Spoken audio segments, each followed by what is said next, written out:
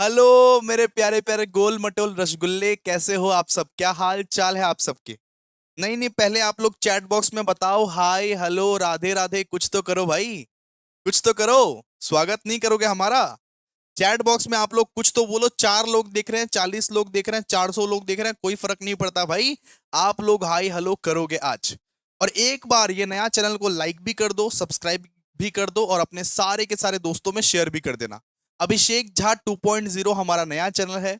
इसको एक बार आप सब्सक्राइब कर दीजिए, क्योंकि इसमें आप लोगों को बहुत सारा फ्री हेल्प मिलने वाला है। जितना स्ट्रैटेजी सजेशंस वगैरह वगैरह, सारा फ्री हेल्प जितना हमसे हो पाएगा उतना करेंगे इस चैनल पर, ठीक है दोस्तों? हम लोगों ने पिछला दिन कॉन्ट्रैक्ट कॉस्टिंग चालू किया था। कॉस्टिंग का सबसे पहला चैप्टर हम लोग ने स्टार्ट किया था, जिसका नाम है दोस्तों कॉन्ट्रैक्ट कॉस्टिंग। उसका हम लोग ने इंट्रोडक्शन पढ़ लिया था कि कॉन्ट्रैक्ट कॉस्टिंग क्या होता है। कॉन्ट्रैक्ट कॉस्टिंग वो मेथड होता है जिसको कंस्ट्रक्शन बिजनेस यूज करते हैं। एक कॉन्ट्रैक्टर को हिसाब देना पड़ता है, एक कॉन्ट्रैक्टर को हिसाब देना पड़ता है कि कितना मटेरियल, कितना लेबर, कितना ओवरहेड का खर्चा हुआ। क्योंकि कॉन्ट्रैक्टी आएगा, हिसाब मांगेगा ना कि हम तुमको 10 लाख रुपए दिया था रे, तो क्या किया वो 10 लाख रुपए का पूरा हिसाब दे। तो एक कॉन्ट्रैक्टर जो है वो प्रिपेयर करता है कॉन्ट्रैक्ट कॉस्टिंग। कॉन्ट्रैक्ट कॉस्टिंग ये मेथड है जो जिसको कंस्ट्रक्शन बिजनेस के लिए प्रिपेयर किया जाता है। फिर हम लोग ने पढ़ा था important terms used in contract costing, work certified, work uncertified, retention money, ये सब सब हम लोग ने पढ़ा था। आज बहुत इंपॉर्टेंट लेक्चर है। आज का लेक्चर बहुत बहुत बहुत बहुत बहुत ज्यादा इंपॉर्टेंट है आप सबके लिए, बिकॉज आज हम लोग आपको फॉर्मेट सिखाने वाले हैं। आज हम लोग 3, 4, 5, 6 में जो लिखा है ना वो टॉपिक्स आज हम लोग करने वाले हैं। आज हम लोग सबसे पहला चीज आपको फॉर्मेट सिखाएंगे कि आखिरकार ये कॉन्ट्रैक्ट कॉस्टिंग का सम बनेगा तो बनेगा कैसे। आज हम लोग आपको फॉर्मेट सिखाएंगे कॉन्ट्रैक्ट कॉस्टिंग का। और दोस्तों विश्वास मानो, ये लेक्चर अगर तुम देख लिया तो कॉन्ट्रैक्ट कॉस्टिंग का हर एक सम तुम अटेम्प्ट कर पाएगा। आज ही तुमको सिखा देंगे कॉन्ट्रैक्ट कॉस्टिंग का सम्स कैसे करना है, फॉर्मेट और प्रॉफिट कैसे ट्रांसफर करना है, ये कॉन्ट्रैक्टी अकाउंट, डब्ल्यूआईपी अकाउंट सब सिखा देंगे। अगला क्लास में हम लोग सम्स करने लगेंगे। अगला क्लास से हम लोग सम्स करने लगेंगे, ठीक है दोस्तों? आओ फटाफट से। फॉर्मेट के लिए एक लंबा पेज आप लोग रेडी करिए। पूरा फ्रेश पेज रहना चाहिए। फॉर्मेट के लिए एक पूरा फ्रेश पेज रहना चाहिए, ठीक है? चलिए आइए, हम लोग आज बात करेंगे, सुन रहे हो ना आप लोग? हम लोग आज बात करेंगे फॉर्मेट का, कि कॉन्ट्रैक्ट कॉस्टिंग का आखिरकार फॉर्मेट कैसा होता है। सबसे पहला पहला सुनो, एक लंबा पेज, फ्रेश पेज रहना चाहिए आप लोगों का। सबसे पहला पहला यहां पे ऊपर में हम लोग लिखते हैं कॉन्ट्रैक्ट नंबर। क्या लिखते हैं? Contract number. और यहां पे लिखते हैं अकाउंट, ठीक है? इस हम लोग इस तरीके से लिखते हैं contract number dot dot dot dot dot account. और उसके नेक्स्ट लाइन में लिखते हैं फॉर द ईयर। उसके नेक्स्ट लाइन में लिखते हैं for the year ended, for the year ended 31 दिसंबर 2024। अब आप लोग जरा गौर से देखो कि कॉन्ट्रैक्ट कॉस्टिंग का फॉर्मेट किस तरीके से बनाया जाता है। जरा देखो आप लोग ध्यान से। यहां पे आप लिखते हो डीआर, यहां पे लिखते हो सीआर, और एक लंबा सा लाइन टान दो, पूरा लंबा सा लाइन टान दो। देखो यहां particular, debit, credit, particular amount, particular amount, एक डेबिट में बनाना, एक क्रेडिट में बनाना। फटाफट से फॉर्मेट को रेडी कीजिए आप लोग। और फॉर्मेट एकदम बड़ा होना चाहिए, कोई कॉम्प्रोमाइज नहीं, कॉम्प्रोमाइज नहीं। देखिए इस तरीके का होना चाहिए आप लोगों का फॉर्मेट। यहां पे आप लोग लिखोगे पर्टिकुलर्स, यहां पे लिखोगे अमाउंट रुपीस, यहां पे लिखोगे पर्टिकुलर्स, यहां पे लिखोगे अमाउंट रुपीस। अब सुनो जरा ध्यान से। डेबिट में सारा का सारा एक्सपेंसेस, जितना भी एक्सपेंसेस है उसको डेबिट में लिखना। मैं क्या बोला सर? जितना भी एक्सपेंसेस होता है, जितना भी एक्सपेंसेस, उसको डेबिट में लिखने का, उसको डेबिट में लिखने का, रिलेटेड टू कंस्ट्रक्शन बिजनेस। वापस बोल रहा हूं, जितना भी एक्सपेंसेस दिखाई दे क्वेश्चन में, जितना भी एक्सपेंसेस दिखाई दे रिलेटेड टू कंस्ट्रक्शन बिजनेस, कोई दूसरा बिजनेस के रिलेटेड नहीं। कंस्ट्रक्शन बिजनेस के रिलेटेड जो भी एक्सपेंसेस दिखाई दे उसको डेबिट में लिखने का। मतलब भैया आप क्या बोल रहे हो, मैं बोल रहा हूं कि एक्सपेंसेस जितने भी रहेंगे ना उसको डेबिट में लिखने का, उसको डेबिट में लिखने का। इसका मतलब भैया इनकम को क्रेडिट में लिखेंगे? नहीं नहीं नहीं, अभी बाकी है। इनकम साइड रहने दो, इनकम विनकम रहने दो। हम क्या बोले, हम जितना बोले उतना बात, कि जितना भी एक्सपेंसेस है उसको आप डेबिट में लिखोगे। क्रेडिट का बात बाद में करते हैं, पहले जितना भी एक्सपेंसेस है, मतलब कॉन्ट्रैक्ट कॉस्टिंग में आप क्वेश्चंस में देखोगे जितना भी जो भी एक्सपेंसेस रहेगा ना उसको आप क्या, उसको आप डेबिट में लिखोगे, उसको आप डेबिट में लिखोगे। आप लोग क्या बात समझे? प्लीज रिप्लाई दो, चैट बॉक्स में बोलो। आप लोग आप लोग बात समझे? जितना भी जो भी एक्सपेंसेस अगर आपको क्वेश्चंस में दिखा उसको कहां लिखोगे? डेबिट में लिखोगे। सर क्या क्रेडिट में क्या इनकम लिखेंगे? नहीं, क्रेडिट का बात अभी नहीं कर रहे हैं हम, क्रेडिट का बात करेंगे बाद में। लेकिन जो भी आप एक्सपेंसेस देखोगे उसको आप डेबिट में लिखना, ठीक है? चलो, तो सबसे पहला पहला क्या है, मान लो कि हम मटेरियल को साइट पर भेजें जहां पे कंस्ट्रक्शन का काम हो रहा है। एक कॉन्ट्रैक्टर का क्या जिम्मेदारी होता है कि मटेरियल को जहां पे काम हो रहा है वहां पे भेजो। एक कॉन्ट्रैक्टर क्या करता है कि मटेरियल जहां पे काम हो रहा है वहां पे वो भेजता है। मान लो मटेरियल हम लोग साइट पे भेजे, उसको हम लोग डेबिट में लिखते हैं, ठीक है? मटेरियल हम लोग साइट पे भेजे, साइट मतलब जहां पे काम हो रहा है वहां पे भेजे। मान लो रूबी अर्बना में एक प्रोजेक्ट बन रहा है तो मटेरियल यहां से भेजना पड़ेगा ना। तो अगर भेजे तो वो क्या है, वो एक्सपेंसिव माना जाता है। मटेरियल खरीद के भेजे होंगे हम लोग, एक्सपेंसिव माना जाता है एक तरीके का, उसको हम लोग डेबिट में लिखेंगे, ठीक है? तो लिखिए फटाफट से, to material, to material send to site, send to site. अच्छा जी, अगर मटेरियल आप साइट पे भेजोगे, या तो आप स्टोर से भेजोगे, या तो आप अपने स्टोर से भेजोगे, या तो आप परचेस करोगे, या तो आपके पास पहले से रखा होगा वो मटेरियल, या तो मैं अपना गोडाउन में रखा होगा और अपना साइट पे निकाल के भेज दिया, या तो मैंने परचेस किया है। तो कुछ अमाउंट रहता है स्टोर वाला, कुछ अमाउंट रहता है परचेस वाला, ठीक है? बात सही समझे? सबसे पहला पहला आप मटेरियल क्या करते हो, साइट पे भेजते हो, या तो आप अपने स्टोर से भेजोगे, रखा हुआ है वेयर हाउस में वहां से, या तो आप खुद परचेस करते हो, ठीक है? तो ये डेबिट में आता है। अच्छा, और एक चीज होता है कि मान लो कोई दूसरा कॉन्ट्रैक्ट हो रहा था, मान लीजिए कोई कोई ये दूसरा कॉन्ट्रैक्ट हो रहा था, वहां पे उतना मटेरियल काम में नहीं आया। कोई दूसरा कॉन्ट्रैक्ट हो रहा था, वहां पे उतना मटेरियल काम नहीं आया, तो वो जो बचा कुचा मटेरियल है ना उसको हम ये वाला कॉन्ट्रैक्ट में ट्रांसफर कर देंगे, क्या दिक्कत है? उसको वेस्ट क्यों जाने दें? अगर कुछ मटेरियल दूसरा कॉन्ट्रैक्ट में काम नहीं आया, रिमेनिंग बच गया है कुछ मटेरियल दूसरा कॉन्ट्रैक्ट से, तो उसको इस वाले कॉन्ट्रैक्ट में शिफ्ट कर देंगे, इस वाले कॉन्ट्रैक्ट में शिफ्ट कर देंगे, ठीक है? तो वो कहां पे आएगा? डेबिट में, वो भी डेबिट में आएगा। देखिए, to material, to material transferred, to material transferred from another contract. कोई दूसरा कॉन्ट्रैक्ट चल रहा था, वहां से कोई रिमेनिंग मटेरियल को यहाँ इस इस वाले में भी ट्रांसफर कर सकते हैं। To material transfer from another contract, another contract, ठीक है? तो आप देख पा रहे होंगे कि जितना भी हम लोग खर्चा है उसको हम लोग डेबिट में ही लिख रहे हैं, ठीक है? क्लियर है? चलिए, अब आगे आगे क्या होगा देखिए। जैसे और खर्चा क्या क्या है, to direct wages, direct wages भी एक खर्चा है, उसको हम लोग डेबिट में लिखेंगे। To direct wages, direct wages क्या है? खर्चा है, डेबिट में लिखेंगे। अगर क्वेश्चन में दिखाई दिया to indirect wages, indirect wages भी एक खर्चा है, जो भी खर्चा हैगा, जो भी खर्चा उसको डेबिट में आप लोग लिखोगे, ठीक है? अगर आपको दिखाई दिया सब कॉन्ट्रैक्टर चार्जेस, सब कॉन्ट्रैक्टर चार्जेस मतलब मान लीजिए आप तो कॉन्ट्रैक्टर हो ही और एक कॉन्ट्रैक्टर है आपके साथ, मतलब एक प्रोजेक्ट के लिए दो कॉन्ट्रैक्टर लगाए गए हैं, तो आप उसका चार्ज दोगे ना, उसका भी चार्ज दोगे ना, तो वो भी तो एक्सपेंस है ना। सब कॉन्ट्रैक्टर चार्जेस मतलब क्या, एक कॉन्ट्रैक्ट के लिए दो कॉन्ट्रैक्टर है, आप हो ही, आपके साथ और एक कॉन्ट्रैक्टर है, तो उसका भी तो चार्ज देना पड़ेगा ना। तो टू सब सब कॉन्ट्रैक्टर चार्जेस, ये भी एक एक्सपेंस है, ये भी एक एक्सपेंस है, टू सब कॉन्ट्रैक्टर चार्जेस।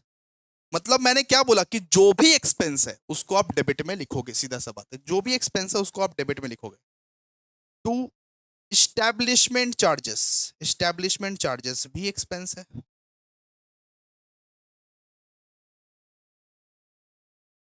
ठीक है, इसको भी आप। To supervisor salary, to supervisor salary, ये भी एक एक्सपेंस है, ये भी एक खर्चा है, इसीलिए डेबिट में लिखे। To depreciation on plant, to depreciation on plant. To sundry expense, to sundry expense, ठीक है, to sundry expense.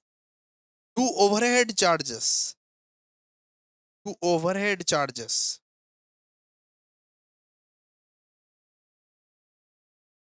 To direct expenses, to direct expenses. अच्छा, क्वेश्चन में ना आउटस्टैंडिंग एक्सपेंस बोल के रहेगा, आउटस्टैंडिंग एक्सपेंस बोल के। जो एक्सपेंस नेक्स्ट ईयर से रिलेटेड है वहां पे ना हम लोग सीडी लगाएंगे, याद रखिएगा। मैं बोला क्वेश्चन में ना आउटस्टैंडिंग एक्सपेंस रहेगा, आउटस्टैंडिंग एक्सपेंस नेक्स्ट ईयर का एक्सपेंस है। जो एक्सपेंस अगला साल से ताल्लुक रखता है, जो एक्सपेंस अगला साल से ताल्लुक रखता है उसमें ना हम लोग सीडी लगाते हैं, सीडी। जो भी एक्सपेंस है जो अगला साल का एक्सपेंस है, अगला साल से ताल्लुक रखता है या पिछला साल से ताल्लुक रखता है, उसको हम लोग सीडी लगाएंगे, उसमें हम लोग सीडी लगाएंगे, बस इतना याद रखिएगा। To outstanding expenses, to outstanding expenses, CD. जो एक्सपेंस पिछला साल का अगला साल का दिया हो, अगला साल से ताल्लुक रखता हो, जो एक्सपेंस अगला साल से ताल्लुक रखता है, नेक्स्ट ईयर से ताल्लुक रखता है, उसमें हम लोग सीडी लगाएंगे, सीडी लगाएंगे, क्या लगाएंगे, सीडी लगाएंगे, सीडी लगाएंगे, ठीक है। देखिए इतना तक क्लियर है आप लोगों को। जो भी एक्सपेंस है, जितना भी एक्सपेंस है, आप लोग क्या करोगे, उसको डेबिट में लिखोगे। जो भी एक्सपेंस है, जितना भी एक्सपेंस है, उसको क्या करोगे, डेबिट में लिखोगे। एक बार आप कॉपी करो। जो भी एक्सपेंस है, जितना भी एक्सपेंस है, उसको आप क्या करोगे, डेबिट में। एक्सपेंस कहां जाएगा, डेबिट में जाएगा, डेबिट में जाएगा, डेबिट में, डेबिट में। अच्छा सर, अब क्रेडिट का बताइए, क्रेडिट में क्या इनकम लिख दे क्या, नहीं, क्रेडिट में इनकम नहीं आएगा, क्रेडिट में इनकम नहीं आएगा। क्रेडिट में क्या आएगा, क्रेडिट में आएगा कौन कौन सा मटेरियल यूज नहीं हुआ, वो क्रेडिट में आएगा। कौन कौन सा मटेरियल बच गया, यूज नहीं हुआ, चोरी चकारी हो गया, वो सब सब क्रेडिट में आएगा। कुछ मटेरियल तो होगा ना जो यूज नहीं हुआ, चोरी चकारी हो गया, बच गया, वो सब सब क्रेडिट में आएगा। आप यहां हिंदी में लिखिए, कौन कौन सा मटेरियल, कौन कौन सा मटेरियल यूज नहीं हुआ। जो मटेरियल यूज नहीं हुआ, बच गया, चोरी चकारी हो गया, उसको ना हम लोग कहां लिखते हैं, उसको हम लोग लिखते हैं क्रेडिट साइड में, क्रेडिट साइड में, क्रेडिट साइड में, ठीक है। जैसे मान लो कि इस कॉन्ट्रैक्ट का मटेरियल किसी दूसरे कॉन्ट्रैक्ट में हम ट्रांसफर कर दिए, उसको हम लोग कहां पे लिखेंगे, क्रेडिट साइड में। इस कॉन्ट्रैक्ट का मटेरियल, इस ये वाला कॉन्ट्रैक्ट का कुछ मटेरियल बच गया, उसको हम लोग दूसरे कॉन्ट्रैक्ट में ट्रांसफर कर दिए, कहां लिखेंगे, क्रेडिट साइड में, ठीक है। देखिए, by material transferred to another contract, इस कॉन्ट्रैक्ट का कुछ मटेरियल जो है वो दूसरे कॉन्ट्रैक्ट में हम लोग एडजस्ट करवा दिए, बिकॉज ये वाला कॉन्ट्रैक्ट से बच गया था कुछ मटेरियल, बच गया था कुछ मटेरियल, बच गया था कुछ मटेरियल। तो वो कहां लिखेंगे सर, क्रेडिट साइड में। क्रेडिट साइड में क्या आता है, कौन कौन सा मटेरियल यूज नहीं हुआ, जो मटेरियल यूज नहीं हुआ उसको हम लोग क्रेडिट साइड में लिखते हैं। कौन कौन सा मटेरियल यूज नहीं हुआ, चोरी हो गया या यूज नहीं हुआ, उसको हम लोग क्रेडिट साइड में लिखते हैं, by material transfer to another contract, ठीक है। अच्छा, क्वेश्चन में आप लोग का दिया हुआ रहेगा प्लांट एट साइट, वो नेक्स्ट ईयर का रहता है, ठीक है। प्लांट एट साइट और क्लोजिंग ईयर दिया रहेगा क्वेश्चन में ना, एक चीज ऐसा ऐसा दिया रहेगा, चीज बोलेगा प्लांट एट साइट, और उसमें ना ईयर दिया रहेगा 31/3/2024 ऐसे करके दिया रहेगा, मतलब 31/3 क्लोजिंग वाला ईयर दिया रहेगा। तो उसको ना हम लोग सीडी लगाते हैं, जो जिसमें क्लोजिंग ईयर दिया रहेगा उसमें ना हम लोग सीडी लगाते हैं, क्या लगाते हैं, सीडी लगाते हैं। क्वेश्चन में मान लीजिए कभी कभी क्या रहेगा ना, कभी कभी हम लोग को बाय प्लांट एट साइट दिया रहेगा और उसमें ना ईयर रहेगा, ईयर दिया हुआ रहेगा। कौन सा ईयर सर? सर कैसा ईयर दिया रहेगा?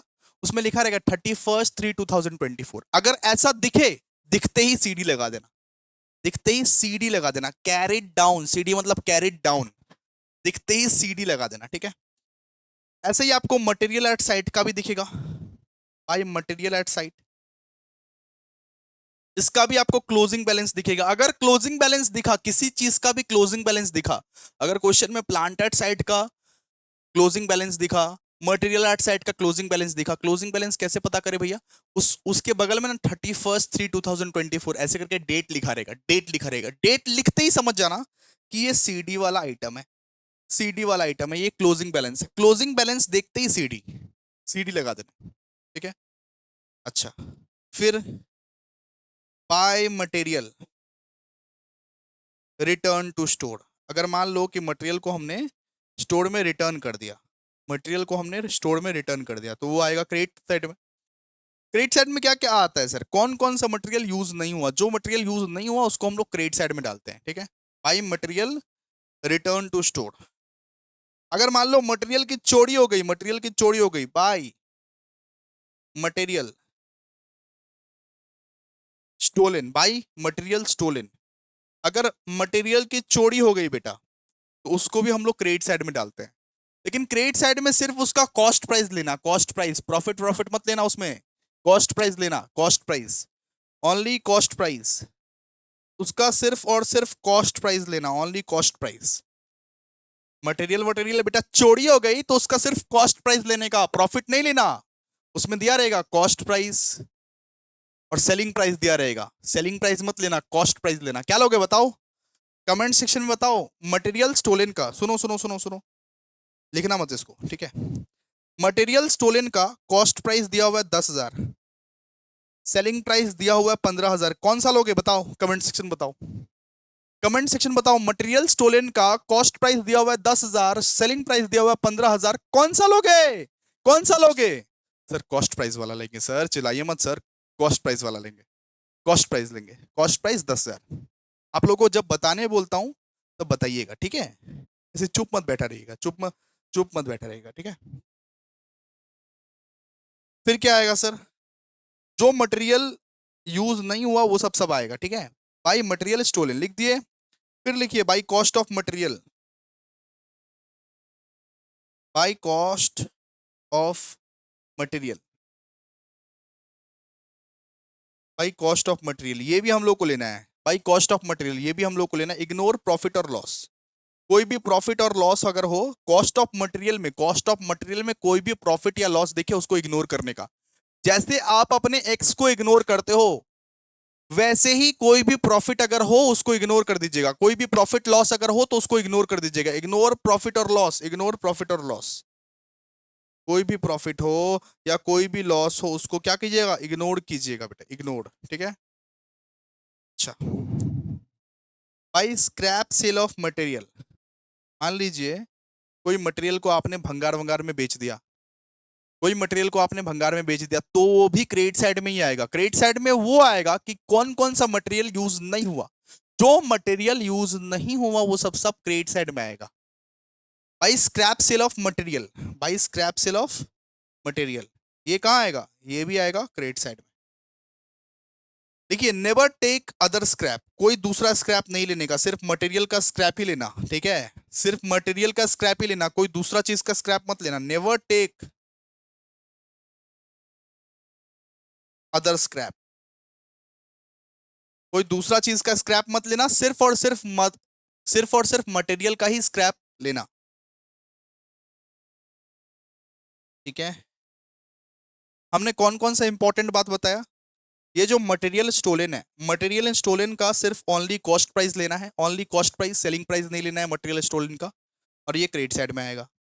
अगर कॉस्ट ऑफ मटेरियल लेते हो तो ले लेना, कॉस्ट ऑफ मटेरियल लेना है हम लोगों को, लेकिन प्रॉफिट या लॉस को इग्नोर करना, प्रॉफिट या लॉस को मत लेना उसमें। अच्छा, स्क्रैप सेल ऑफ मटेरियल आप लोग ले सकते हो, लेकिन किसी दूसरे चीज का स्क्रैप मत लेना, कोई दूसरा चीज का स्क्रैप मत लेना, सिर्फ और सिर्फ मटेरियल, सिर्फ और सिर्फ मटेरियल। फिर लिखो बाय प्रीपेड एक्सपेंस। जो चीज नेक्स्ट ईयर से ताल्लुक रखती है, उसमें सीडी लगाना पड़ता है। तो प्रीपेड एक्सपेंस भी नेक्स्ट ईयर से ताल्लुक रखती है कि अगला साल का पैसा इस साल दे दिए, अगला साल का खर्चा पहले ही इस साल दे दिया। जो नेक्स्ट ईयर से ताल्लुक रखता है, नेक्स्ट ईयर से ताल्लुक रखो, सीडी लगा देंगे। आउटस्टैंडिंग एक्सपेंस हो या प्रीपेड एक्सपेंस हो, नेक्स्ट ईयर से ताल्लुक रखेगा, हम सीडी लगा देंगे। ठीक है। तो प्रीपेड एक्सपेंस अगर रहेगा ना, प्रीपेड एक्सपेंस, उसमें भी हम लोग क्या करेंगे, सीडी लगा देंगे। प्रीपेड एक्सपेंस में सीडी लगाना पड़ता है, सीडी सीडी। ठीक है, क्लियर है। और यहाँ पे हम लोग लास्ट में क्या करते हैं, लास्ट में हम लोग कॉस्ट ऑफ कॉन्ट्रैक्ट निकालते हैं। लास्ट में हम लोग क्या निकालते हैं, कॉस्ट ऑफ कॉन्ट्रैक्ट। ये हमारा बैलेंसिंग फिगर से निकलता है।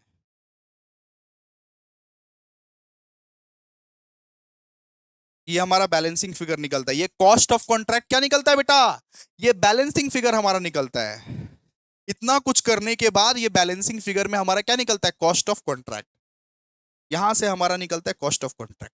सर खत्म हो गया क्या, नहीं, और 2 लेयर्स है। ये पहला वाला चरण हमारा खत्म हुआ दोस्तों, पहला वाला लेयर हमारा खत्म हुआ, और 2 लेयर है। उतारो उसको, अच्छे से उतारो। मतलब भैया डेबिट में क्या लिखने का, डेबिट में सिर्फ और सिर्फ एक्सपेंस आता है। डेबिट में क्या आता है बताओ आप लोग, डेबिट में क्या आता है आप लोग बताओ। डेबिट में आता है सर एक्सपेंस, जैसे to direct wages, to indirect wages, to sub contractor charges, to establishment expenses, to supervisor salary, to depreciation on plant, to sundry expense. Debit में सिर्फ और सिर्फ खर्चा आएगा, खर्चा, जितना भी खर्चा है सम्स का, सब डेबिट में आएगा।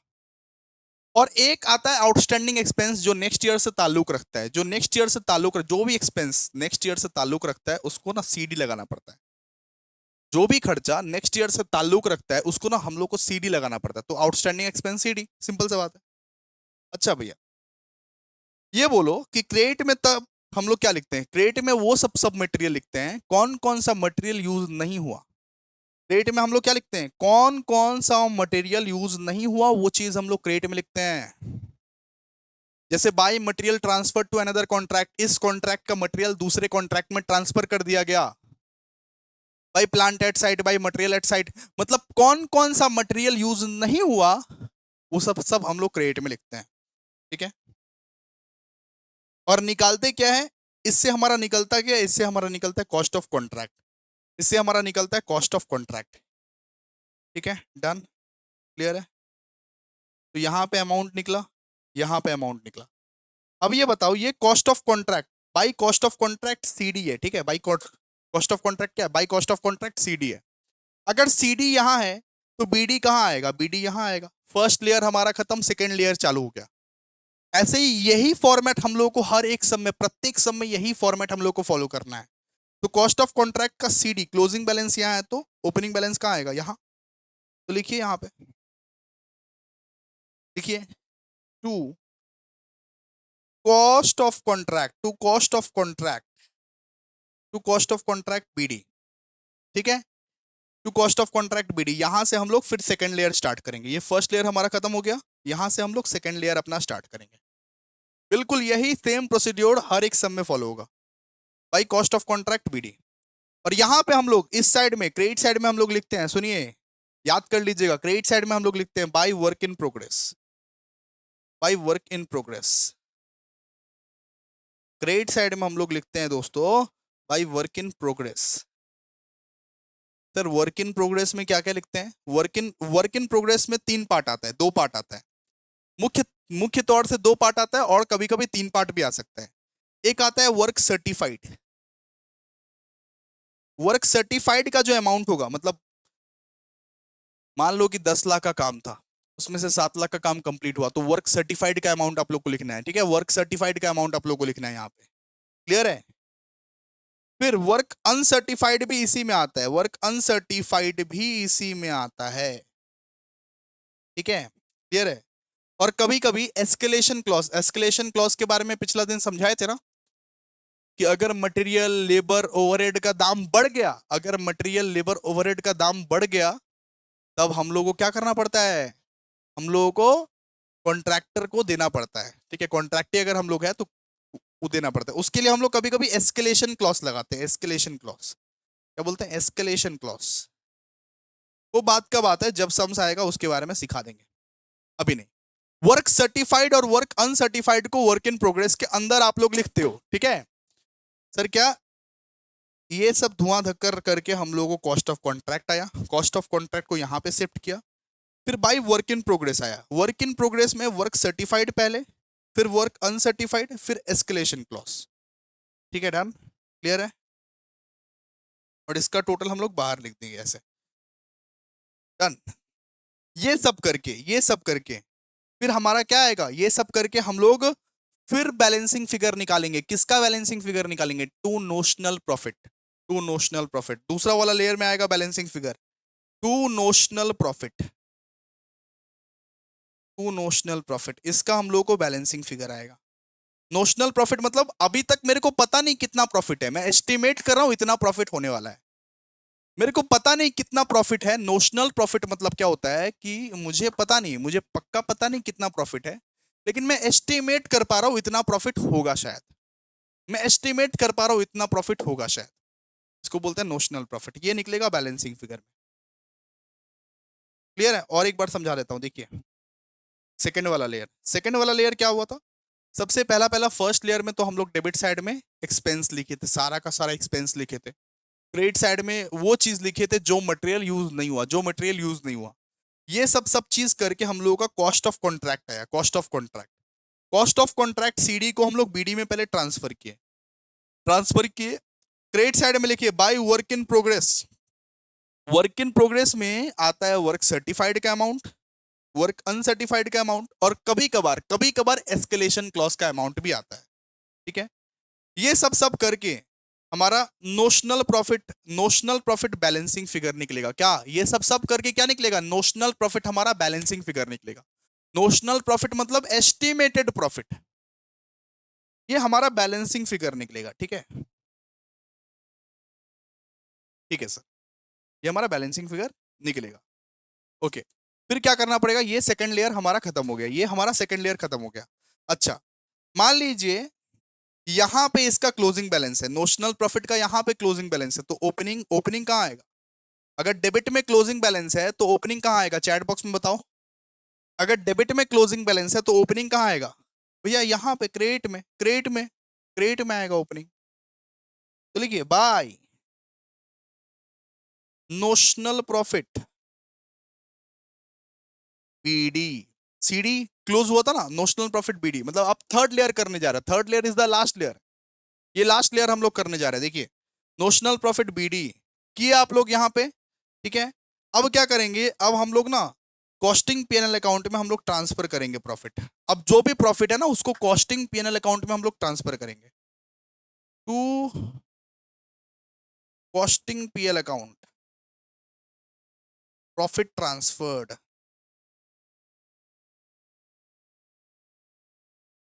जो भी प्रॉफिट रहेगा उसको कॉस्टिंग पीएनएल अकाउंट में ट्रांसफर करेंगे। सर कैसे निकाले सर? बताएंगे अभी, नेक्स्ट ही बताएंगे, ठीक है। और फिर ये सब करके ना हमारा क्या निकलता है, ये सब करके हमारा निकलता है प्रॉफिट रिजर्व, प्रॉफिट रिजर्व हमारा निकलता है to profit reserve CD balancing figure. और ये हमारा सम्स फिर खत्म हो जाता है, ये सब करके हमारा सम्स फिर खत्म हो जाता है, ठीक है। बस इतना करके आप लोगों का सम्स खत्म हो जाएगा, मतलब 3 लेयर में सम्स चलेगा, 3 लेयर में। सबसे बड़ा लेयर, सबसे पहला लेयर ये वाला, जहां पे एक्सपेंस आपको डेबिट में लिखना पड़ेगा और जो मटेरियल यूज नहीं हुआ वो आपको लिखना पड़ेगा क्रेडिट में, ये याद कर लीजिएगा। फिर यहां पे निकलता है cost of contract CD. Cost of contract CD को क्या करना रहता है? कॉस्ट ऑफ कॉन्ट्रैक्ट बीडी करना होता है, ओपनिंग, ठीक है। यहां से सेकेंड लेयर चालू होता है। यहां पे हम लोग क्रेडिट साइड में लिखते हैं by work in progress. Work in progress में क्या क्या आता है? वर्क सर्टिफाइड का अमाउंट, वर्क अनसर्टिफाइड का अमाउंट और एस्केलेशन क्लॉज का अमाउंट, ठीक है, क्लियर है। ओके, यहां से हमारा बैलेंसिंग फिगर में निकलता है नोशनल प्रॉफिट, नोशनल प्रॉफिट हमारा निकलता है बैलेंसिंग फिगर में यहां से, ठीक है। अब टू नोशनल प्रॉफिट सीडी यहां पे निकला, उसको हम लोग को बीडी करना पड़ेगा, बॉट डाउन करना पड़ेगा, तो बॉट डाउन हम लोग कर दिए नॉर्मली। फिर क्या करेंगे सर? फिर टू कॉस्टिंग पीएल अकाउंट, जो भी प्रॉफिट रहेगा उसको पीएल अकाउंट में हम लोग ट्रांसफर करेंगे, जो भी प्रॉफिट हमारा रहेगा उसको पीएल अकाउंट में हम लोग ट्रांसफर करेंगे और प्रॉफिट रिजर्व में हम लोग डाल देंगे फिर, ठीक है, क्लियर है। चलिए अभी नेक्स्ट टॉपिक पे बात करते हैं हम लोग, ठीक है। अब नेक्स्ट टॉपिक पे बात करते हैं। How will be the profit transferred to costing PNL account. किस तरीके से सर? आप बता तो रहे हैं कि प्रॉफिट को ट्रांसफर करना है कॉस्टिंग पीएनएल अकाउंट में, लेकिन कैसे एक प्रॉफिट को ट्रांसफर करे कॉस्टिंग पीएनएल अकाउंट में? बताइए, कॉस्टिंग पीएल अकाउंट में एक प्रॉफिट को कैसे ट्रांसफर करे? क्या पद्धति है, क्या पद्धति है, क्या प्रोसेस है, ये बताइए सर। क्या क्या प्रोसेस है? तो सबसे पहले ना आप लोगों को निकालना पड़ता है, सबसे पहला पहला स्टेप में आप लोगों को निकालना पड़ता है डिग्री ऑफ कंप्लीशन, मतलब काम कितना कंप्लीट हुआ। देखिए ये चैप्टर ना पूरा फॉर्मूला बेस है, फॉर्मूला याद करना पड़ेगा, सुनना पड़ेगा। डिग्री ऑफ कंप्लीशन, सबसे पहला पहला स्टेप में आपको निकालना पड़ता है डिग्री ऑफ कंप्लीशन, कि काम कितना कंप्लीट हुआ। काम कितना कंप्लीट हुआ, आखिरकार कॉन्ट्रैक्टर ये पता लगाएगा ना कि कॉन्ट्रैक्टर ने कितना काम कंप्लीट किया है, फिर ना प्रॉफिट प्रॉफिट ट्रांसफर करेगा पीएनएल अकाउंट में, ठीक है। डिग्री ऑफ कंप्लीशन, अच्छा। तो ये कैसे फिर ये पता चलाएगा degree of completion? Degree of completion का एक फॉर्मूला है, देखिए। डिग्री ऑफ कंप्लीशन का फॉर्मूला है work certified divide by contract price into 100। Work certified divide by contract price into 100। सबसे पहला पहला चीज आपको निकालना पड़ेगा degree of completion. Degree of completion से पता चलेगा कि आपका जो काम है वो 50% कंप्लीट हुआ है, या 25% कंप्लीट हुआ है, या 75% कंप्लीट हुआ है, या 90% कंप्लीट हुआ है, कितना परसेंट कंप्लीट हुआ है। उसके बेसिस पर हम लोग प्रॉफिट एंड लॉस अकाउंट में ट्रांसफर करते हैं। उसके बेसिस पर हम लोग ट्रांसफर करते हैं कॉस्टिंग पीएल में। उसके बेसिस पर हम लोग कॉस्टिंग पीएल में ट्रांसफर करते हैं। सबसे पहला पहला चीज आपको डिग्री ऑफ कंप्लीशन निकालना पड़ेगा कि काम कितना परसेंट कंप्लीट हुआ है। चलिए आइए एक रूल और लिखवाते हैं, लिखिए पहले। यहां पे दो कॉलम बनाए, degree of completion, degree of completion, और दूसरा वाला कॉलम बनाइए profit transfer to PL. Profit transfer to PL, ठीक है, क्लियर है। अगर मान लीजिए आपका काम 25% या उससे कम कंप्लीट हुआ है, 25% या उससे कम कंप्लीट हुआ है, ठीक है। अगर आपका काम मान लीजिए 25% से कम कंप्लीट हुआ है, लेस देन 25%, लेस देन 25%, अगर काम 25% से कम कंप्लीट हुआ तो कोई भी प्रॉफिट हम लोग एज्यूम नहीं करते हैं, हम लोग कोई भी प्रॉफिट एज्यूम नहीं करते हैं। कॉन्ट्रैक्टर कैसे कैसे समझ लेगा कि मेरा प्रॉफिट हुआ है? 25% अभी तो काम हुआ है, 25 अभी तक तो अभी तक तो 25% भी काम नहीं हुआ है, ठीक है। तो लेस देन 25% अगर काम हुआ है, अगर 25% से कम काम हुआ है, तो हम लोग प्रॉफिट कंज्यूम ही नहीं करते, प्रॉफिट मानते ही नहीं है कि प्रॉफिट हुआ है। हम लोग को नहीं हुआ है प्रॉफिट, उस केस में नहीं हुआ है प्रॉफिट। अगर 25% से कम काम हुआ है तो प्रॉफिट हम लोग मानेंगे ही नहीं बेटा, प्रॉफिट हम लोग मानेंगे ही नहीं। अच्छा, बी, फ्रॉम 25%, अगर 25% से लेके, सुनो, सबसे पहले पहले तो आप लोग को डिग्री ऑफ कंप्लीशन निकालना है। डिग्री ऑफ कंप्लीशन से ये पता चल जाएगा कितना परसेंट काम हुआ है। अगर मान लो 17-18% काम हुआ है, 5% काम हुआ है, तो प्रॉफिट मानना ही नहीं है, उस केस में प्रॉफिट हुआ ही नहीं है तुमको, उस केस में कुछ प्रॉफिट हुआ ही नहीं है, तुमको मानना ही नहीं है, ठीक है, मानना ही नहीं है। लेकिन काम अगर 25% से लेके 50% तक हो गया है, फ्रॉम 25% एंड लेस देन 50%, लेकिन काम अगर 25% से लेके 50% तक हो गया है, तो प्रॉफिट कैसे कैलकुलेट करेंगे? प्रॉफिट कैलकुलेट करेंगे 1/3 of notional profit, 1/3 of notional profit, 1/3 of notional profit into into cash received by work certified, ठीक है। सीआर का मतलब होता है कैश रिसीव्ड। आप लोग फुल फॉर्म लिखो, आप लोग फुल फॉर्म जब तक नहीं लिखोगे तब तक समझ में नहीं आएगा, ठीक है। मान लो 25% से कम काम हुआ है अभी तक, कॉन्ट्रैक्टर ने जो काम दिया है 25% से कम काम हुआ है अभी तक, तो हम लोग प्रॉफिट मानेंगे नहीं, प्रॉफिट हुआ ही नहीं है। फिर अब 7-8%, 15% काम हुआ है, उस पे प्रॉफिट क्या मानना, प्रॉफिट हम लोग मानेंगे ही नहीं। लेकिन काम अगर 25% से 50% तक हो गया तो प्रॉफिट कैसे कैलकुलेट करेंगे? प्रॉफिट कैलकुलेट करेंगे ये फॉर्मूले से, 1/3 into notional profit into cash received by work certified. अच्छा जी, अगर मान लीजिए काम 50% से ज्यादा हुआ है, 50% से ग्रेटर देन 50%, अगर काम 50% से ज्यादा हो गया है लेकिन 90% से कम हुआ है, 90% से कम हुआ है, 50% से ज्यादा 90% से कम, अगर 50% से ज्यादा काम हुआ है लेकिन 90% से कम, तो प्रॉफिट कैसे कैलकुलेट होगा? 2/3 of notional profit, 2/3 of notional profit into cash received by work certified. CR का मतलब कैश रिसीव्ड, डब्ल्यूसी का मतलब वर्क सर्टिफाइड। ठीक है, ये फॉर्मूले से आप लोग निकाल लेना प्रॉफिट। ठीक है, उतना ही प्रॉफिट यहाँ पे ट्रांसफर होगा। ये यहाँ पे ये फॉर्मूला लगा के ट्रांसफर होगा। ये फॉर्मूला अगर लगाओगे ना, ये फॉर्मूला लगा के यहाँ पे जो प्रॉफिट है ना, ये ट्रांसफर होगा। ठीक है, क्लियर है? जब सम्स कराएंगे तब बहुत बढ़िया से क्लियर होगा। अच्छा, मान लीजिए काम एबव 90% हो चुका है, एबव 90% हो चुका है। मान लीजिए काम जो है एबव 90% हो चुका है, एबव 90%। तो एस्टिमेटेड प्रॉफिट के हिसाब से हम लोग निकालते हैं। उस केस में हम लोग एस्टिमेटेड प्रॉफिट के हिसाब से निकालते हैं। ठीक है, उस केस में हम लोग क्या निकालते हैं? एस्टिमेटेड प्रॉफिट के हिसाब से। ईपी, ईपी का मतलब है estimated profit into work certified divide by contract price, work certified divide by contract price into cash received divide by work certified. ठीक है, उस केस में अबव 90% अगर काम हो गया, अबव 90%, 90% से ज्यादा अगर काम हो गया, तब हम लोग एस्टिमेटेड प्रॉफिट की हेल्प से निकालते हैं। तो EP into work certified divide by contract price into cash received divide by work certified. ठीक है, तो डिग्री ऑफ कंप्लीशन के ऊपर डिपेंड करता है कि कितना प्रॉफिट हम लोग ट्रांसफर करने वाले हैं। डिग्री ऑफ कंप्लीशन के ऊपर डिपेंड करता है कि कितना प्रॉफिट यहाँ पे हम लोग ट्रांसफर करेंगे, कितना प्रॉफिट यहाँ पे हम लोग कॉस्टिंग पीएनएल अकाउंट में ट्रांसफर करेंगे। ये कैलकुलेट करना पड़ेगा आप लोग को, हर एक सब में ना कैलकुलेट करना पड़ेगा आप लोग को। ठीक है, नोट कीजिए।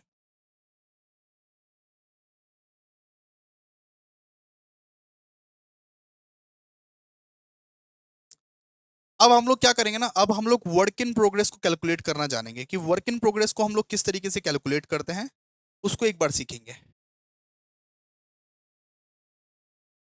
वर्क इन प्रोग्रेस को किस तरीके से हम लोग कैलकुलेट करते हैं उसको एक बार सीखेंगे। लिखिए, calculation of work in progress. देखिए, वर्क इन प्रोग्रेस में बार बार आप लोगों को बता चुके क्या क्या आता है। एक तो आता है वर्क सर्टिफाइड, एक आता है वर्क अनसर्टिफाइड। ठीक है, वर्क इन प्रोग्रेस में क्या क्या आता है बताइए ना आप लोग। एक आता है वर्क सर्टिफाइड, मुख्य रूप से दो ही चीज आता है। एक आता है वर्क सर्टिफाइड, उसको ले लेना है। फिर आता है work uncertified, work certified, work uncertified. ये दो तो आता ही है नॉर्मली। ठीक है, क्लियर है? अमाउंट निकल गया और उससे आप रिजर्व कर दोगे प्रॉफिट रिजर्व, प्रॉफिट रिजर्व को लेस कर दोगे, उससे आप प्रॉफिट रिजर्व को क्या कर दोगे? लेस कर दोगे। वर्क सर्टिफाइड और वर्क अनसर्टिफाइड को जोड़ेगा, वर्क सर्टिफाइड और वर्क अनसर्टिफाइड को जोड़ देना और प्रॉफिट रिजर्व को लेस कर देना, डब्ल्यूआईपी तुम्हारा निकल जाएगा। प्रॉफिट रिजर्व को क्या करना? लेस करना, और जो निकलेगा वो हमारा क्या है? डब्ल्यूआईपी। ये वर्क इन प्रोग्रेस हमारा निकल गया फिर, और कुछ नहीं करना पड़ता। ठीक है, calculation of work in progress भी आप लोगों को समझा दिए कि वर्क इन प्रोग्रेस किस तरीके से कैलकुलेट किया जाता है। Work certified plus work uncertified less profit reserve, less करेंगे उसमें प्रॉफिट रिजर्व, तो हमारा क्या निकलेगा? Work in progress. ठीक है, ये सब बेसिक्स है। अगला दिन जो सम्स करवाएंगे ना, यही सब का रिक्वायरमेंट पड़ेगा। समझ रहे हो ना आप लोग? और एक बार देख लेना लेक्चर्स। अब आपको बताएंगे कॉन्ट्रैक्टी अकाउंट किस तरीके से बनाता है। कॉन्ट्रैक्टी अकाउंट कुछ नहीं है इसमें, बहुत हल्का है, बहुत हल्का फुल्का कंसेप्ट है कॉन्ट्रैक्टी अकाउंट। कॉन्ट्रैक्टी अकाउंट किस तरीके से बनाया जाता है देखिए जरा ध्यान से। यहां पे लिखेंगे बाई बैंक अकाउंट। कॉन्ट्रैक्टी ने कितना पैसा दिया? कॉन्ट्रैक्टी पैसा देता है ना कि 10 लाख का ये काम करना है वगैरह वगैरह। कॉन्ट्रैक्टी ने कितना पैसा दिया? By bank account. इस तरफ ये लिखना है कि कॉन्ट्रैक्टी ने कितना पैसा दिया, और यहां पे लिखना है टू बैलेंस बीडी। बस हो गया। कॉन्ट्रैक्टी अकाउंट इस तरीके से ही बनता है। ठीक है, यहां पे लिखना है कि कॉन्ट्रैक्टी ने टोटल कितना पैसा दिया, और यहां लिखता है टू बैलेंस बीडी। सिंपल सा बात। अब यार डब्ल्यू आई पी अकाउंट भी सिखा दीजिए आप लोग। W I P account, W I P account आइए बनाते हैं। कि WIP अकाउंट किस तरीके से बनाया जाता है, देखिए जरा ध्यान से। WIP अकाउंट किस तरीके से बनाया जाता है एक बार जरा देखिए ध्यान से। देखिए WIP में ये क्या क्या चीज रहता है। कॉन्ट्रैक्ट अकाउंट में WIP हम लोग कहां पे लिखते हैं, आप लोग बताइए तो, चैट बॉक्स में बताओ तो। कॉन्ट्रैक्ट अकाउंट में कॉन्ट्रैक्ट जो किया अभी WIP वहां पे कहां पे लिखे थे, WIP कहां पे लिखे थे सर? कॉन्ट्रैक्ट कॉस्टिंग में, ये कॉन्ट्रैक्ट अकाउंट में हम लोग WIP जो है वो क्रेडिट साइड में लिखते हैं, क्रेडिट साइड में। तो WIP अकाउंट में हम लोग कॉन्ट्रैक्ट अकाउंट कहां पे लिखेंगे, डेबिट साइड में, ठीक है। कॉन्ट्रैक्ट अकाउंट में WIP आप क्रेडिट साइड में लिखे थे। अब ये WIP अकाउंट में हम लोग कॉन्ट्रैक्ट अकाउंट कहां पे लिखेंगे, डेबिट साइड में, उल्टा सीधा उल्टा।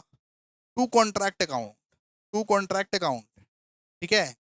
एक आएगा वर्क सर्टिफाइड, इसमें क्या आता है, एक आता है वर्क सर्टिफाइड, एक आता है वर्क अनसर्टिफाइड। दोनों को जोड़ के बाहर। एस्केलेशन क्लॉज नहीं लिखे सर, एस्केलेशन क्लॉज उतना इंपॉर्टेंट नहीं है, बाद में एक सम्स करवा लेंगे, बस हो गया, बात खत्म। आपके एग्जाम में नहीं आता है एस्केलेशन क्लॉज, नहीं आता आपके एग्जाम में, इसीलिए नहीं करवा रहे, ठीक है। और यहां पे हम लोग क्या लिखेंगे, यहां पे हम लोग लिखेंगे by profit reserve, by profit reserve. Profit reserve से लेस करना पड़ता है ना, बाय प्रॉफिट रिजर्व। इस तरफ हम लोग लिखेंगे बाय प्रॉफिट रिजर्व। यहां पे by balance CD, by balance CD.